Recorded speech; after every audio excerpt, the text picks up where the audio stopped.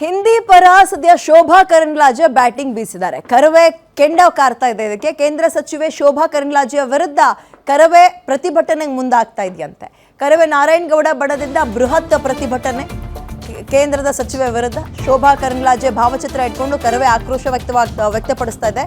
ಹಿಂದಿ ಹೇರಿಕೆ ಪರವಾಗಿ ಮಾತನಾಡಿದ್ದ ಶೋಭಾ ವಿರುದ್ಧ ಇದೀಗ ಕರವೇ ಕಿಡಿಕಾರ್ತಾ ಇದೆ. ಕರವೇ ಮಹಿಳಾ ಘಟಕದಿಂದ ಶೋಭಾ ಕರಂದ್ಲಾಜೆ ವಿರುದ್ಧ ಪ್ರತಿಭಟನೆ ಮೆಜೆಸ್ಟಿಕ್ನ ಆನಂದರಾವ್ ಸರ್ಕಲ್ ಬಳಿ ನಡೆಸ್ತಾ ಇದ್ದಾರೆ.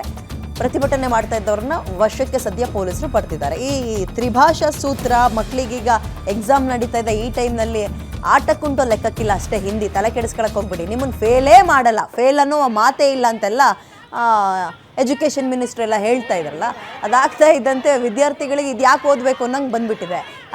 ಈ ವಿಚಾರದ ಬಗ್ಗೆ ಮಿಶ್ರ ಪ್ರತಿಕ್ರಿಯೆ ಕೂಡ ಇದೆ. ಆದರೆ ಶೋಭಾ ಕರಂದ್ಲಾಜೆ ಅವರು ಏನು ಹೇಳಿದರು ಈ ವಿಚಾರದಲ್ಲಿ ಅಂದರೆ, ನೀವು ಮುಂಚೆನೇ ಹೇಳಬೇಕಿತ್ರಿ, ಈಗ ಎಕ್ಸಾಮ್ ಬರೆಯೋ ಟೈಮ್ನಲ್ಲಿ ಹೇಳಿದ್ರೆ ಮಕ್ಳಿಗೆ ಗೊಂದಲ ಮುಟ್ಸಲ್ವಾ ಇದು ಅನ್ನೋ ರೀತಿಯಲ್ಲಿ ಮಾತಾಡಿದರು. ಅದಕ್ಕೆ ಅವ್ರ ಫೋಟೋನೇ ಇಟ್ಕೊಂಡು ಶಾಲ್ ಹಾಕ್ಕೊಂಡು ನಮ್ಮ ಕರ್ನಾಟಕದ ಬಣ್ಣದ ಶಾಲನ್ನು ಹಾಕ್ಕೊಂಡು ನೋಡಿ ಅಲ್ಲಿ ಹೆಣ್ಮಕ್ಳೆಲ್ಲ ಜೋರಾಗಿ ಗಟ್ಟಿ ಧ್ವನಿಯಲ್ಲಿ ಘೋಷವಾಕ್ಯಗಳನ್ನು ಅವರ ವಿರುದ್ಧವಾಗಿ ಕೂಗ್ತಾ ಇದ್ದಾರೆ.